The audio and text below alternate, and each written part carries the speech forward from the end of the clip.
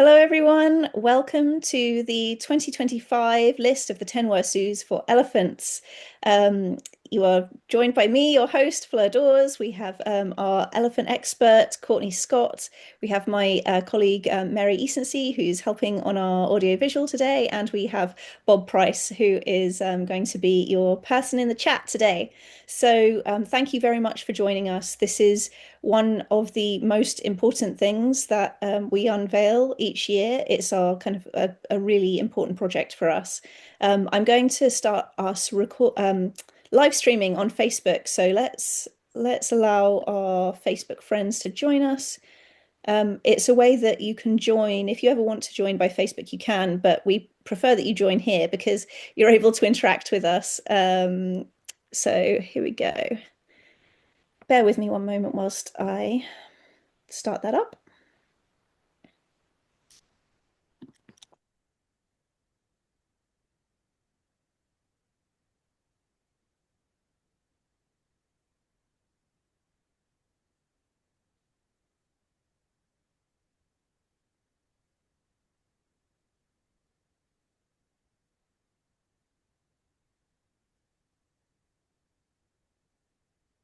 Okay, so welcome our Facebook friends. We are now streaming across all platforms, and you are joining our 10 Worst Zoos for Elephants of 2025 revealed. As I've explained now a couple of times, this is one of our most important projects of the year. We've been doing this for over 21 years, and it's really an honor and a pleasure to share some of our learnings with you. It's hard to watch at times, but I think it's incredibly important because uh, this campaign is one of those where the public understanding of the situation is so far away from the reality. So it's we really value you being here today and for funding us to enable us to do this work because it's really, really in the public interest. It's certainly in the animals' interest, and you will learn so much today. And as always, I've got my wonderful colleagues here. We have Mary Eacency, who will be doing our audio visual. She will be handling the slideshow. We have our dear Bob Price here, who will be answering your questions in the Q&A. So please do stay all the way till the Q&A. That's going to be about 45 minutes in or 50 minutes in. And drop your questions on the Q&A button. So that's the best way to ask any questions. But we welcome your comments. You can drop us a note, say where you're joining from. We always love to see where you're joining from. And Bob will be answering you in the chat. And then we have our wonderful elephant expert, Courtney Scott. She is an absolute sensation. She has devoted her whole life to saving elephants and advocating for them.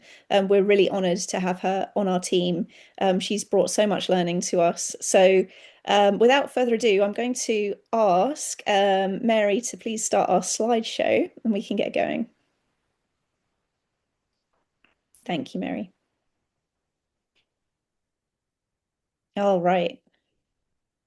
So, as I said, this is our 10 Worst Zoos for Elephants, and Courtney Scott is our wonderful project lead here. So, I'm going to tell you a little bit about the 10 Worst Zoos. Really, so this is a kind of a flagship project for In Defense of Animals.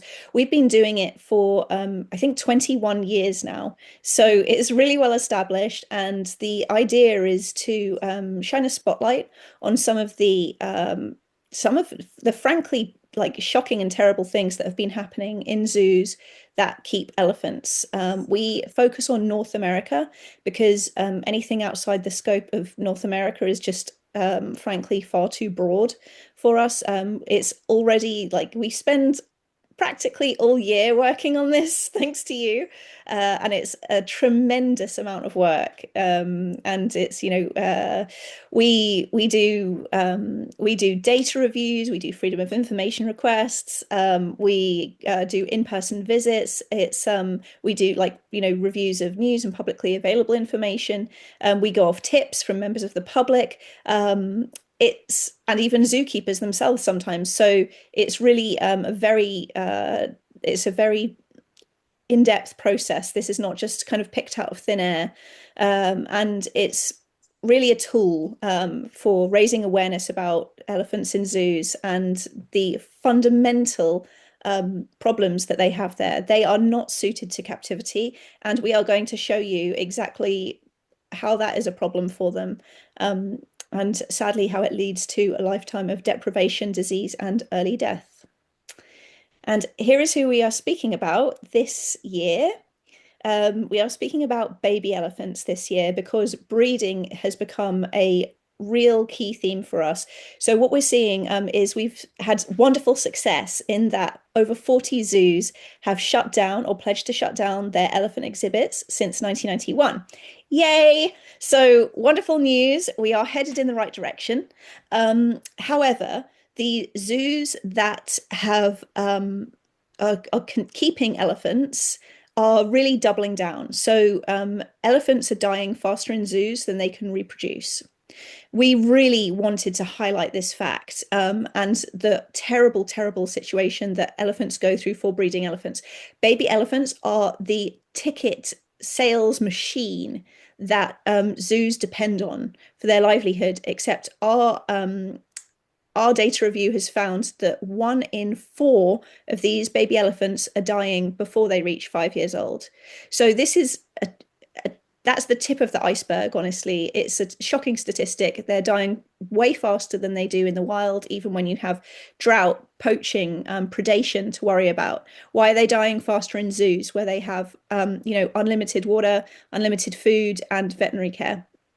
Something's not stacking up here. So I'm very grateful that we have our wonderful elephant consultant, Courtney Scott, here. She is an author, a film director, and the founder of Free the Oregon Zoo Elephants. So we've been working with Courtney for literally years. She is like a font of knowledge on all things elephant, and she is our project lead and campaign extraordinaire, who is leading our 10 Worst Zoos for Elephant project. So, Courtney, could you tell us a bit about what inspired you to get involved in elephants in the first place? Yeah, certainly, Floor.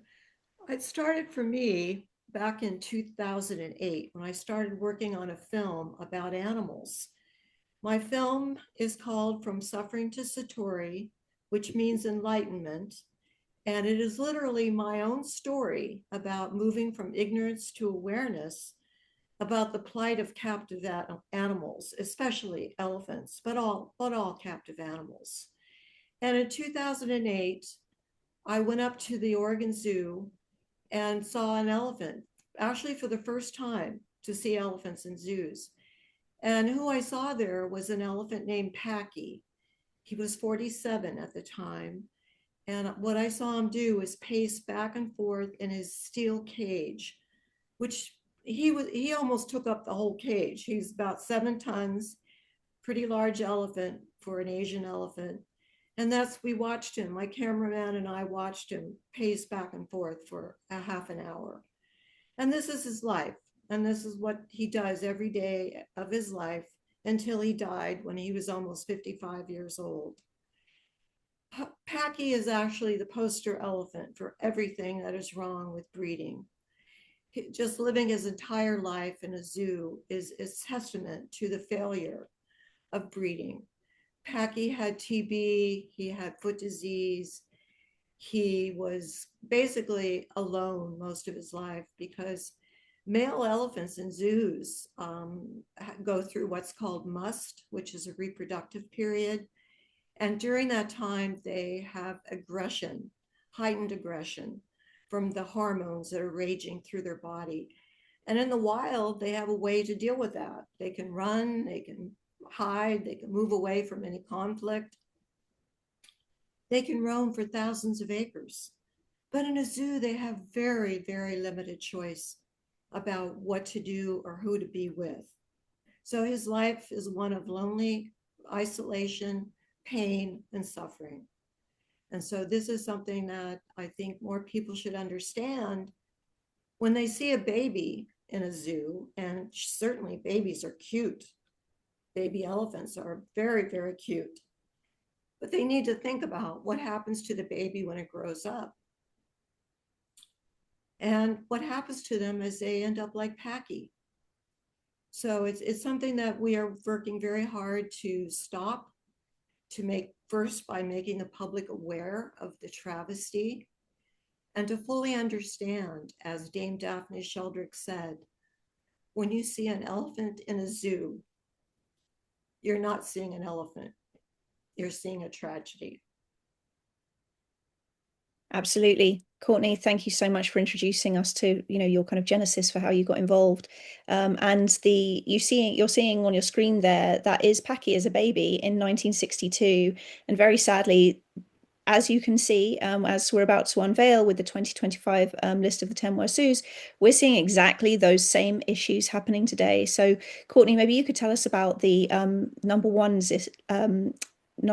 zoo on our list. Oh, sure. But I think first we were going to show a video of all of the elephants, Perfect. and That would be great. they all exemplify the problem and the tragedy of breeding. If you want to hit that video, Mary, they can watch that.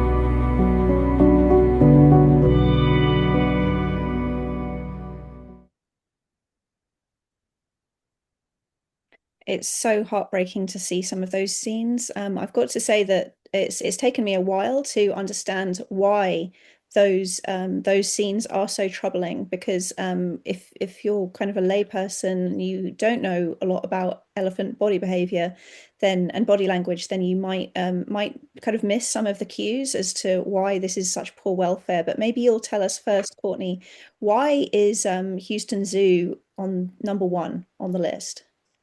Houston Zoo is on the list because they have the most number of elephant born and died. 25 were born there and 17 died. And to exemplify the problem with Houston, there's also 13 elephants there, which is the most in the US. So they're all crowded together and they all exhibit very profound zoochotic behavior. But I'm going to tell you one story to exemplify the whole problem. Indu was at the Houston Zoo for 19 years. She had 6 babies. All of her babies died. After 19 years, she was sent to the Phoenix Zoo, where she died last year at age 60, never having walked on grass, never having had a chance to live her life as a real elephant. So I'm going to just highlight her breeding to give you an idea of how reckless and inconsiderate and cruel it is. In 1983, she had her first baby who died at 27 days old. That baby was not able, for whatever reason, to nurse. I don't know if Indu rejected her or what the situation was, but the baby died from anorexia because she could not take to the bottle. In 1984, Indu had a stillborn. 20 months later, that was 20 months after the first baby died. Then in 1988, she had baby Pearl, who died at 3 years old from the elephant encephalitis herpes virus. In 1991, she had a stillborn. In 1993, she had another stillborn. And in 1995, she had her last baby, who was also a stillborn. Elephants are pregnant for about 20 months, 20 to 21 months. So you can see the zoo got her pregnant almost immediately after her babies died. So clearly, the Houston Zoo did not learn from Indu's tragic series of deaths. And elephants are a lot like humans. They grieve over their dead babies the same as humans do. So they just disregarded that and they continued breeding. Ty, the 60-year-old elephant at the zoo, is, as far as we know, is still being used to breed. He had, I think, 17. Let's see, how many did he have? I forgot. I think it was 15 babies, and most of them died. So that just gives you a clue about what's wrong with the Houston Zoo and why we chose it as the number one zoo by Thank you, its Courtney. numbers. That's, yeah, heartbreaking to hear about all of those deaths, and still the zoo is just continuing on, regardless, like with literally no care for this poor grieving mother, and who was just forced to breed relentlessly. It's really sickening. Do we have a video for Houston Zoo, or Oh, shall we we move on to do. number Actually, two? that should be the next slide, should be the video. And you kind of did see it in the first video, but this is Ty.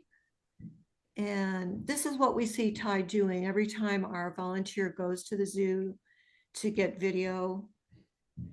This is what we see Ty doing. He's usually alone and he's exhibiting what we call zoochotic behavior, which is kind of repetitive swaying or bobbing or pacing.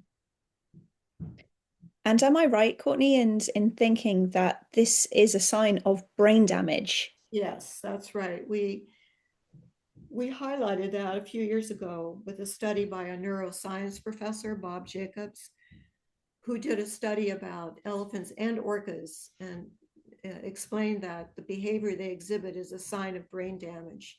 It actually destroys the neurons in their brain from lack of stimulation, lack of activity, lack of space, all the reasons that zoos destroy elephant brains and bodies. Oh, it's just heartbreaking to see that. And So we saw that video. So you want to move on to the next zoo? yes, please. Okay, so we have, this was number two is the Sedgwick County Zoo. And they also are big on breeding. They, I think they had like 5 elephants in a short period of time. Hold on one second. I'm getting to my notes about that. Yeah, they had 6 months of 2025, 5 African elephant calves were born to their mothers. And the mothers were part of what's called the stolen 18, which were elephants which were stolen from Swaziland back in 2016 and shipped to zoos to breed. And so that's what they're doing there at Wichita. And the father, Callie, this is another example of what's wrong with breeding. The males are shipped around from zoo to zoo to breed. So Callie was sent from the Omaha Henry Durley Zoo there in 2023, and he's been supplying babies in multiple zoos. And this breaks bonds when elephants are shipped around between zoos. And from a recent study, it shows that their mortality is actually increased like 50% from these traumatic transfers. So this breeding is very hard on the females and it's very hard on the males as well. So it's just a tragedy for every single elephant that we've ever seen in a zoo. Mm. Do we have a video for this one? Oh, we do not have a video for this one. Mm. Go on to the next zoo. And this one is Omaha's Henry Durley Zoo in Omaha. And this is another one where, just reckless breeding. And these two elephants this is their life. They live in these, a lot of times they're indoors because it can be cold there. And so they just have a barren barn to like look out and try to figure out if there's any way to escape. So it's just really, there's nothing good about breeding in zoos. This is what they end up doing. And this zoo, sorry, I'm looking at my notes on this. they one thing that's true in this zoo and all zoos is they don't choose their mates. Everything is assigned to them. Um, One of the elephants there, Lolly, gave birth at only 11 years old, which is far younger than elephants breed in the wild. And they just have a lot of transfer trauma with the male elephants. They bring in other elephants when one elephant doesn't produce, they ship them out and bring another one in. So this is just an example of how elephants have no autonomy, no choice, and no freedom. So whether they die young or whether they live to an old age, which old age in a zoo is typically younger than it is in the wild, their lives are miserable. So it's something that we want people to start understanding, because zoos are promoting their zoos by showing and promoting baby elephants. Yeah, it's The more just they can wake up horrendous. to that fact, better for the elephants. So let's So move on to number 4. Okay, so this is African Lion Safari, and this zoo has 15 elephants. It prides itself on being a major breeder of Asian elephants, and it also has quite a few deaths. And it's in Canada. So this is a very cold climate for an elephant, which is something else to consider. Elephants are from Africa and Asia, which are very warm climates. So these elephants are living in cold weather for many months of the year. These luckily, at least, the one good thing about the zoo, due to pressure from IDA, they were not able to sell 2 of their elephants, I believe, to a zoo in Texas. And so that was a success. And they also, from pressure, I believe, from the public, they stopped doing tricks with the elephants. So that's 2 things that, because of pressure, and this is what pressure does, is helps to change certain things for the elephants in the zoos. But of course, our biggest desire is to get the breeding over and to get the elephants to sanctuary. congratulations, Courtney, on all of the steps that you've managed to achieve, both here and at other zoos. I know that it's obviously we all want to see those elephants to be freed to sanctuaries, and that is always our ask, our campaign ask. But it's very important on the way that we prevent the zoos from doing things that harm the animals in the meantime. And I understand there's, the elephants of African Lion Safari aren't the only elephants that we're speaking up for. I believe there's one other very special elephant who gets a mention in our 10 Worst Zoos too. Thank you. That's the Edmonton Valley Zoo. Yes, we never forget about Lucy. And we have supporters and members of other active groups in Edmonton who are right now testifying to the city council to try once again to free Lucy before she dies. She's 50 years old this year, and her time is limited, and we really want to see her get to a warm, welcoming, spacious sanctuary. That would be supremely wonderful. And it's actually happening more and more. So I'm excited. Please do watch to the end because we have some positive news as well. It's not all doom and gloom. So if you'll tell us about who's the fifth worst Sue, Courtney. And before I forget, Mm, Bob had asked me to remind everyone that I talked about my film in the beginning. Everyone who registered for this webinar will get a link to that film. So you can watch it for free.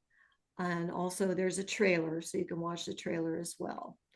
Okay, so this is number 5, Worst Zoo, which is the Denver Zoo. Now, the Denver Zoo is a unique situation because they have 5 male elephants there, which no other zoo has all male elephants. And the reason they have 5 male elephants is because they're using them to extract sperm. These poor elephants are subjected to what is a very highly invasive and uncomfortable procedure to extract sperm and send it to other zoos to impregnate elephants in other zoos. And that's what they have done. And so they call this a herd, but a natural herd of elephants is a matriarchal herd of aunts, grandmas, moms, dads. And the male elephants leave when they're about 15 years old, but they come back. They visit the matriarchal herd. They're not separated in that sense. They live a very communal life in the wild, male elephants. And they don't really have that opportunity in zoos. And these elephants are often separated because they're in must often, and they're being, experimented on. That's another thing they do at the zoo. They experiment on different procedures, different drugs. They do a lot of blood draws. None of that is natural to an elephant. In sanctuary, they never have to be subjected to all these procedures. So it's just more cruelty, and Mm. it really needs to stop. So we can go on. I don't believe there's a video for the Denver Zoo. No. So number 6 is the Columbus Zoo. And this zoo is got a couple new babies. And you can see this is their indoor life there. This is Ohio. So once again, this is winter there. So most of the time they're going to be indoors like this. And, compare that to what a baby experiences in sanctuary. Well, they don't have babies in sanctuary because they don't breed in sanctuary. But in Asia, for instance, there'll be babies and they live in the wild or in sanctuary, and they have access to vast areas to roam and to forage. So this is a huge deprivation, and this is what happens when you breed them in a zoo. So this elephant, this zoo, I mean, is continuing on with breeding their elephants, and it's just another one that needs to wake up and do the right thing for their elephants. Well said, Courtney. I was going to see if I had any notes on that. They do use artificial insemination at the zoo. So we want to talk about that just for a minute. That is another procedure that is not only very highly invasive to the male, but it's also highly invasive to the female because they have to put very deep into the elephant's body to impregnate her with the male sperm. So it's, sometimes these poor females go through this procedure over and over again. Just one sad example was Chai at the Seattle Zoo, the Woodland Park Zoo. She had 116 attempts to impregnate her through artificial insemination. And then when they sent her to another zoo to get pregnant, she came back pregnant, but they sent her to a zoo that had the herpes virus. So the baby developed the herpes virus and died at 6 years old. Ugh, So that's just another example of the travesty of breeding, and especially artificial insemination, which is becoming more and more prevalent. it's just terrible. And I understand that there's another problem with the artificial insemination. Of course, it's horrifically invasive, and for those elephants who are involved, and by the sounds of it, not right for the babies either. But it's there's an unnatural amount of boys born. Ah, right. That's true. There's a study, I think it shows 3 times as many males are born from artificial insemination. And the problem with males in zoos is that they're very hard to manage. They're even pose problems in sanctuary because they have to build very huge, strong fences because they're strong. They're bull elephants and they're aggressive. So they have to separate them oftentimes from the females. They have to make sure that there's no harm comes to the other elephants between the males or between the females and the males. So that's nothing natural about a life in a zoo, and it's very, very hard on bull elephants. And that's why we focused on them, I believe, 2 years ago with the tortured life of bull elephants behind bars. So we can move on to, unless you had something else you wanted to say about that. No, I'd love to hear who's number 7. Number 7 is the ABQ Biopark Zoo, which is the Albuquerque Zoo. And this zoo has another elephant who had 4 babies who died. Poor Rosie was continually made to get pregnant. and all four of her babies died, and three of them died from the herpes virus. And yet the zoo brags how they are going to continue breeding, and they consider it an acceptable loss because they're learning so much about about the disease. But apparently they haven't learned enough because elephants keep dying from the disease. And Rosie is just another example of how sad and how careless and reckless and inconsiderate the zoo is to their female elephants. So this is two elephants that cannot meet. Probably one is a male. Yeah, one is a male. That would have to be Albert. Albert's half brother Samson was shipped to the Oregon Zoo to breed, which is where he is now. And Albert is a primary breeder here, the only male at the Albuquerque Zoo. So we do have a little video for this zoo.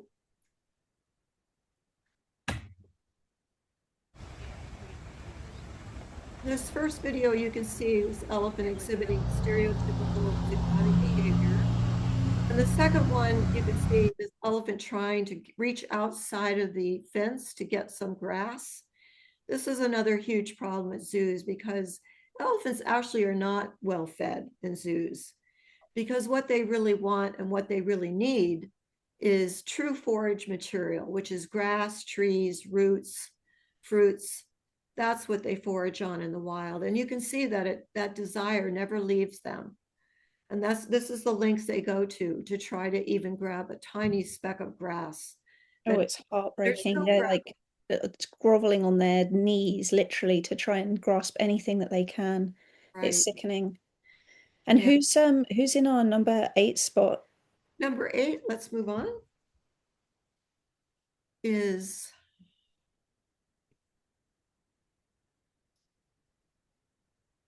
this zoo is the Oklahoma City Zoo. And this zoo has got a passel of babies. Well, they do have two new babies, but they've had babies going there for the last 5 years.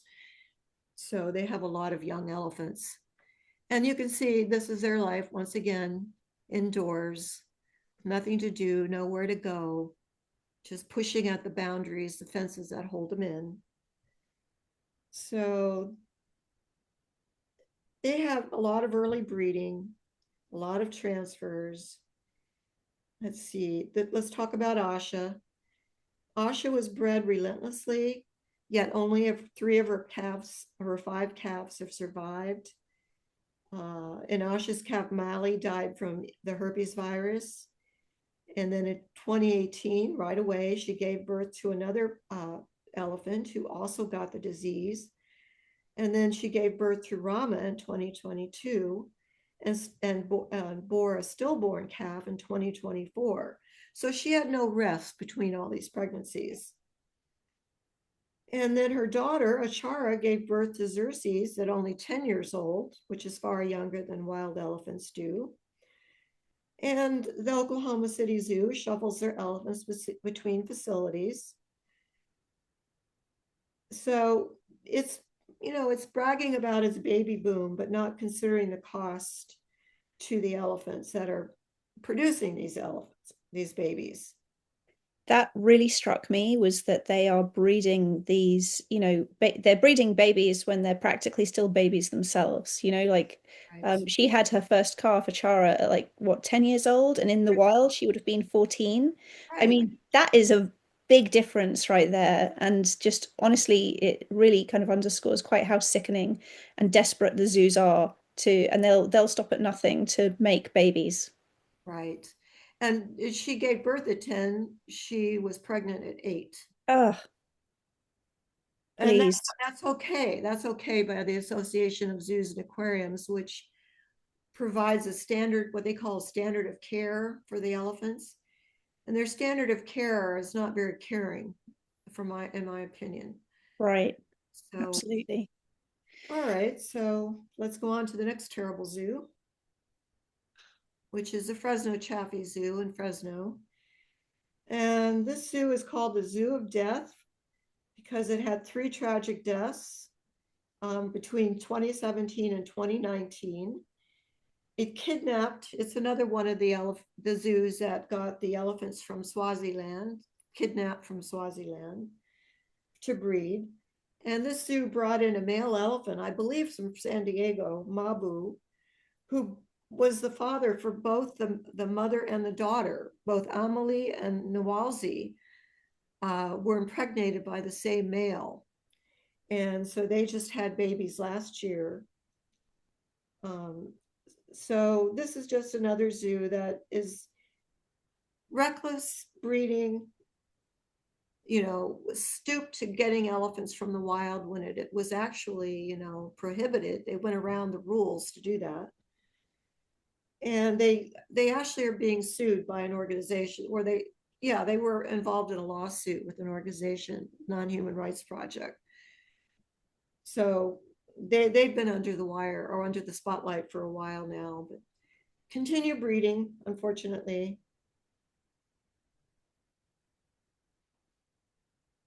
So let's see. I don't believe we have a video for this one. No. So we can move on to the Tulsa Zoo. Now, the Tulsa Zoo is not currently breeding, but they have bred, and some of their elephants have died. Some of their elephants have been shipped around to breed and so forth. But we want to really focus on the Tulsa Zoo because they are the recipient of two of the LA Zoo elephants, Billy and Tina, who some of you may know we worked for years along with many others, including celebrities, to get Billy and Tina to a sanctuary. And the LA Zoo pulled a fast one by sneaking them out in the middle of the night and sending them to the Tulsa Zoo, where they live with 5 other elephants. And sadly, what we found through our volunteer who went to the zoo is their behavior at the zoo, if anything, is even worse than it was in LA. They exhibit profound zoochotic behavior almost nonstop. Even though the zoo claims it has a preserve, an area with vegetation for the elephants, 10 acres, that is not really being utilized. It's not being utilized now. For instance, during the winter, it was flooded for many months, and they don't even allow all the elephants into the preserve. And our question, of course, is how long will it take 7 elephants to work through 10 acres of vegetation? I did an AI question about that, and they said it would take about 30 days. So it's really just another bait and switch to present to the public something that looks good on paper, but in reality, it really does very little, if anything, to augment or improve the lives of the elephants. And Right. right. Yeah, absolutely. I think a lot of these, as you've exposed in previous lists, a lot of this money, it's kind of it's solicited on the back of conservation, but in actual fact, it's just creating an even worse prison, which ends up getting stuffed full of more elephants. There's more breeding, and none of it is going to help elephants in the wild. And in fact, no elephant who has been bred in a US zoo has ever or will ever be released back into the wild. They can't even sustain their own population. So, but I think what it's really shocking that this could happen to two really high profile elephants. We're talking about Billy here, Billy from the LA Zoo. I mean, just he was like the absolute poster child for so many advocates for years. He's had massive celebrity support, and I think can we get this? I think there's a video of this, and I'd Yes. love to see how they're doing now because I think a lot of people will be shocked to see that they, in fact, are doing just as bad or if not worse. So sneezy.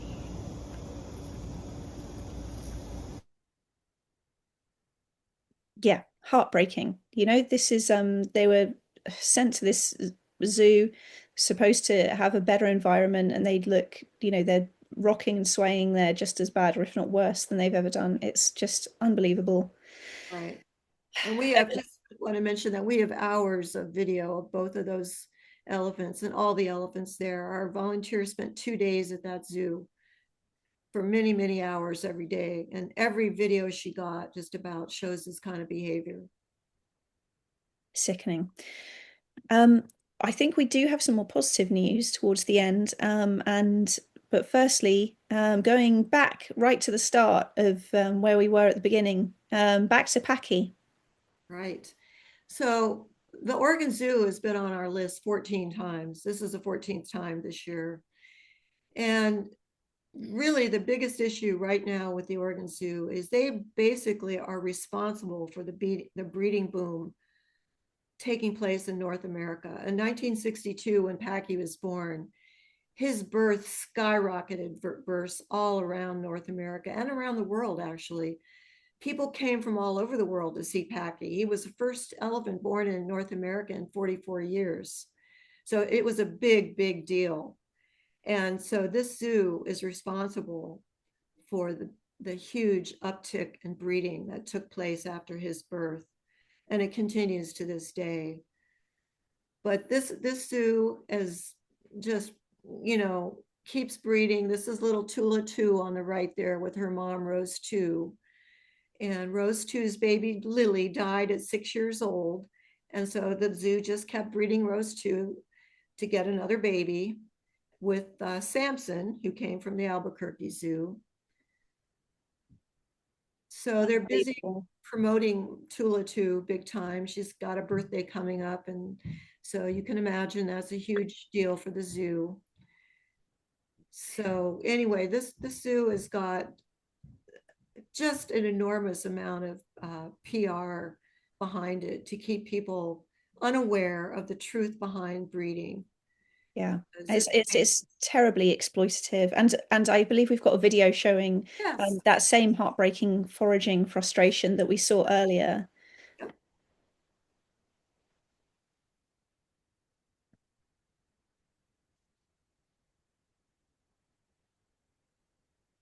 So this is Rose 2 and Tula 2. So when she does that, this is what I see them do every time I go to the zoo. She's always trying, and not only her, but Samudra, Samson, Shine, Chindra, and now little Tula 2. They all are trying desperately to get some foraging material outside the exhibit. And they're picking up nothing. They're very hard to because the grass is so short. Their trunks are designed to dig and pull up grass, but it has to have some kind of length to it to be able to do that. Right. But they Oh, it's still so sad. try. It's heartbreaking to see them because they keep trying over and over and over again to do it. Oh, bless them. Well, okay, so we've had the really heartbreaking stuff, and it's been hard to honestly to listen to and to see what is happening at zoos across the country. But I want to underscore that we have had so much success with this campaign. 40 zoos have closed down their elephant exhibit. And what we're seeing now, this is the second year in a row that we have been able to give an award, a positive award, a Path to Progress award, to a zoo. Could you tell us more about that, please, Courtney? Yeah, the Louisville Zoo, which I think was on our list a few times. Maybe it was at least three times. And anyway, they last year released their two last elephants to the Tennessee sanctuary, Mickey and Punch. And so these two, and this is very interesting about these two elephants because one is African and one is Asian. And the zoo made the sanctuary promise that they would keep these two together because they are so bonded, despite the fact that they're different species of elephants. So it just goes to show you, elephants can work together no matter what differences they have. So that was a big learning lesson, I think, for the zoo and possibly for the sanctuary as well. So these two, I think they're 50s. One is almost 50. But anyway, it shows that older elephants can be successfully retired to sanctuary. Zoos will often say, oh, they're too old. They can't handle transport. This is their home, all those things. But clearly that's not the case because Vicky and Punch are happily relocated to sanctuary now. And I believe we have some video showing that of their actual relocation. So that is so heartwarming to see. And I want to say that if you're watching, you helped make this happen. So thank you for taking action. We have so many elephant alerts. Courtney works really hard to make sure that if you go onto our 10 Worst Zoos list, you can take action for all of these elephants. And it's as a result of people like you clicking our alerts and signing your name, making calls, doing all of the things that we kind of put out very nicely and clearly for you to take action, that wonderful things like this can and do happen. So please roll that tape, Mary. This is Vicky.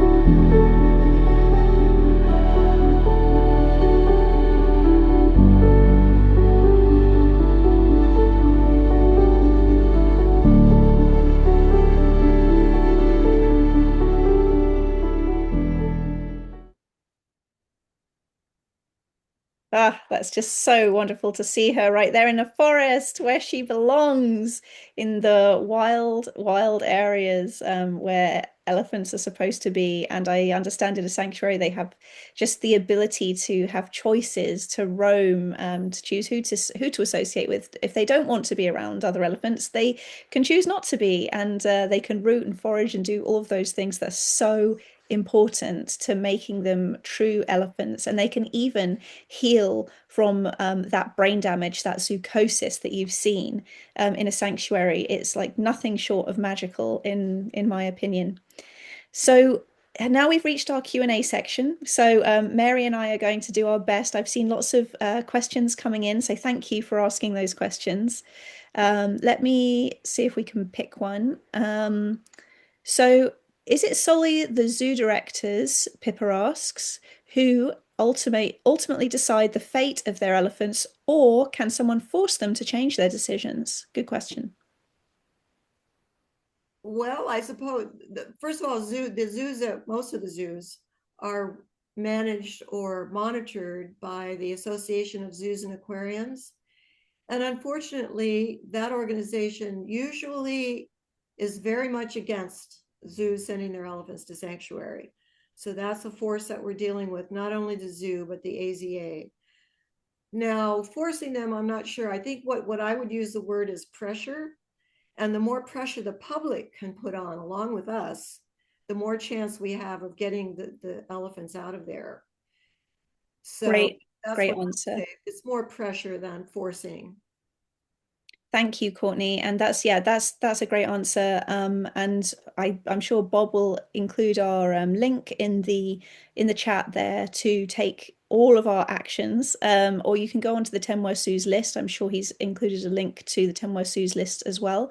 And if you scroll underneath each zoo, we've got a button right there, so you can click and take an action for that zoo. And almost every zoo has an action to take. Of course, not Louisville, because they've already done great. So we appreciate their hard work. And I saw somebody else say about media attention. So I do the communications in Defense of Animals, and what we're seeing is actually it's getting harder and harder as more zoos close down their elephant exhibits, which is a great thing. We're actually seeing the locals, the ones that want to double down on the horrible things that they're doing, we're seeing those being a lot more closed off, and they tend to be in areas that are not as metropolitan, that don't have as much exposure, and we really are asking actually you to help us be on our elephant advocacy team. So this is a brand new program that we are offering this year, and we are hoping that you will help engage media with us. We are providing all kinds of resources and trainings and support.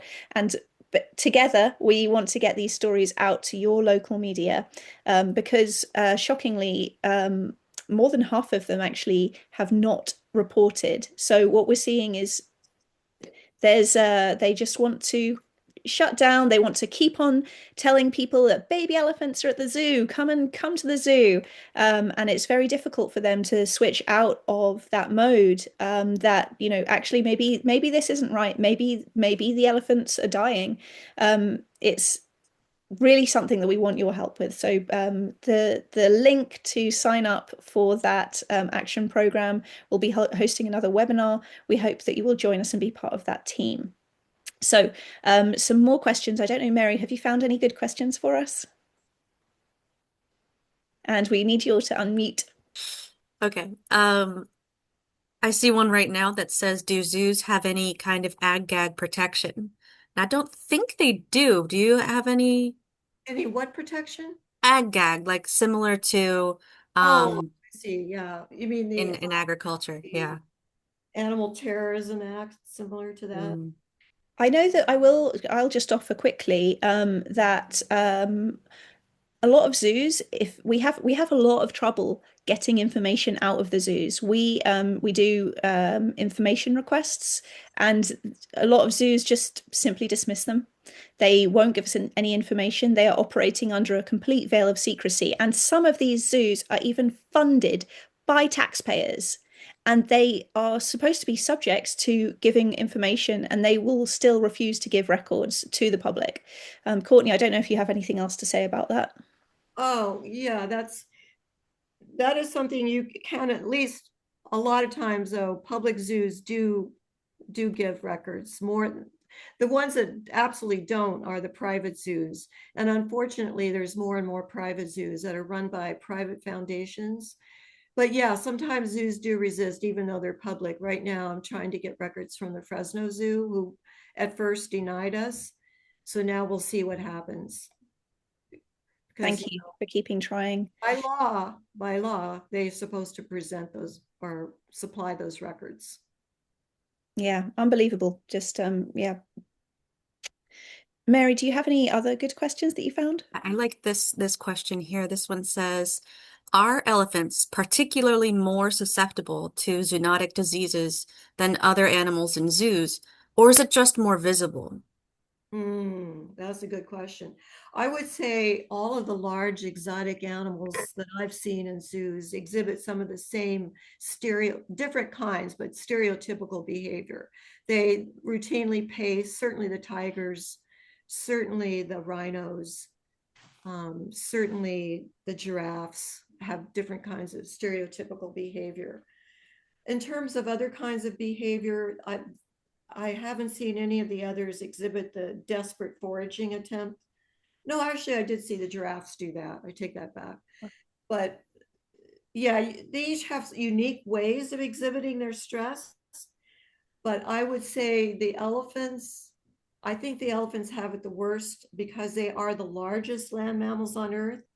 So the stress they experience from being in such a small space, you can just double that, by their size. Even though even the small dogs, painted African dogs I've seen at the zoo, pace around. So that's life in a zoo, unfortunately. Yeah, it's yeah, shocking. I see a question in here from Debbie, and I'm really keen to take this one because we are, of course, we are in contact with our friends at Non-Human Rights Project, and I think somebody else, Tony, was asking, are we in contact with the sanctuaries? Yes, we are absolutely advocating at all times for all elephants, every single that you sign, it will have a request for the elephants to go to sanctuaries. And yes, I believe that Courtney is in communication with those sanctuaries and networks. But the Non-Human Rights Project, of course, we're huge fans. And basically, our work really goes hand in hand with their work. So it's as a result of people like you taking action and making the pressure that makes the change. That is enabling all kinds of things to happen, including positive habeas corpus orders. So we've just had the Pittsburgh Zoo, so Pennsylvania just accepted a case for the Pittsburgh Zoo elephants.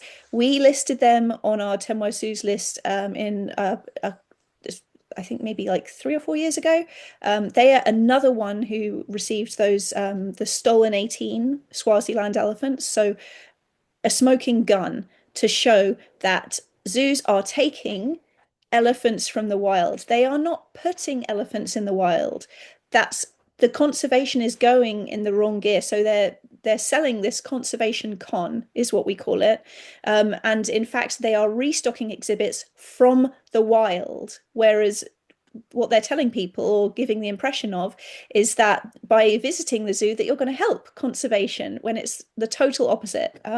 So yes, we're thrilled with our colleagues at the Non-Human Rights Project that they managed to get that case done, and they did mention, I think in one of the first lines, that Pittsburgh was featured on the 10 worst zoos list, and yeah, heartbreaking video from there as well, and heartbreaking scene. So every elephant in a zoo is suffering. It's not like the 10 worst zoos, oh well, if we fix these 10, then job done. Unfortunately, that's not the case. All elephants are suffering in zoos, and that's a common misconception of the list, is that, it's just these 10 bad ones. No, sadly not. Our aim, we're very clear about it, is for a complete end to elephants in captivity. And we're very grateful for your help with that. So I will leave that as my closing remark, is that we can only do this work because of you, whether you are signing alerts, which is extremely powerful, whether you are donating to support our work, which keeps us busy on our computers and making calls and doing all of the tough work behind the scenes that goes into making the 10 Worst Zoos list and all of our alerts, or whether it's joining our brand new elephant action team, which I hope you will consider joining, and really make a difference. Right now, we're planning on holding this meeting very soon, so you can make a difference either in your community or anywhere across the country. There's lots of opportunities to take action for elephants, and we are very grateful that you care about these animals enough to speak up on their behalf and to join us today. Any closing remarks, Courtney? Oh, let's see now. I think you said it all. Mm. No, I just thank you all for joining us today. I echo what Flor said. We really couldn't do it without you. And I love getting emails. If you want to email me, you have any questions, any comments, please feel free to do that. I think that's my email is probably on the note you got about the webinar today. So yes, please reach out if you have any questions or concerns. Thank you so much again for joining us and supporting In Defense of Animals. Thank you so much. And you will receive a replay. So our wonderful colleagues who've been helping us today, Mary Easency and Bob Price, we really appreciate you doing that. Any questions that we didn't get to, we will do our best to respond to those when we send the roundup. And Courtney's film, Suffering to Satori, you are going to get a link to be able to watch that. It's a wonderful film. It will really encapsulate everything and make you think completely differently about elephants. So thank you so much for caring. Thank you for joining us here today, and looking forward to seeing you hopefully in our new elephant action team, or if not, on our next fireside chat. Thanks.